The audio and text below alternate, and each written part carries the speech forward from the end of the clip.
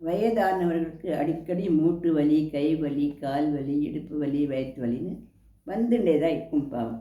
அந்த மாதிரிலாம் வராமல் இருக்கிறதுக்கு நம்ம என்ன பண்ணலாம் அப்படின்னாக்க, ஒரு ஸ்பூன் சீரகம், ஒரு ஸ்பூன் தனியா, ஒரு ஸ்பூன் சோம்பு, ஒரு ஸ்பூன் மிளகு, ஒரு 5 கிராம்பு, கொஞ்சம் லவங்கப்பட்டை, இது எல்லாத்தையும் எடுத்து என்ன பண்ணலாம், நல்லா நசுக்கி ராத்திரியே தண்ணியில் 2 டம்ளர் தண்ணியில் ஊற போட்டு வச்சுடணும்.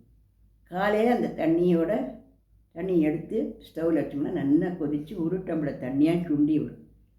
அதை நல்லா வடிச்சுட்டு, அது எப்போ முடியுமோ, காலையில் வெறும் வயித்துல அப்படிலாம் ஒன்றும் வேண்டாம், எப்போ அவளுக்கு சாப்பிட முடியுமோ அப்போ அதை கொஞ்சம் பொறும் காரமாக இருக்கும் போல் இருந்தால் கொஞ்சம் நாட்டு சர்க்கரை இல்லை வெறும் சர்க்கரை கூட கொஞ்சம் போட்டு தரலாம். இல்லை அப்படியே குடிச்சிட முடியும்னா குடிச்சுடலாம். இந்த மாதிரி 5 நாள் குடித்தா போதும்.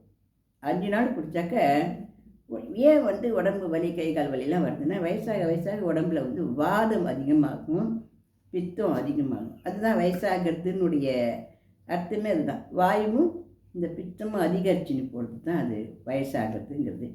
இப்போ இதில் போட்டு நம்ம அந்த கஷாயம் மாதிரியாக போட்டு ஒரு 5 நாளைக்கு சாப்பிட்டோம் அப்படின்னாக்க, இந்த வாயு, பித்தம் எல்லாம் நல்லா குறையும். அந்த கை கால் வலி, மூட்டு வலி, இடுப்பு வலி இதெல்லாம் அடிக்கடி சொல்ல மாட்டேன். இந்த பதிவு பிடிச்சா லைக் பண்ணுங்கள், ஷேர் பண்ணுங்கள், சப்ஸ்கிரிப்ஷன் கொடுங்க.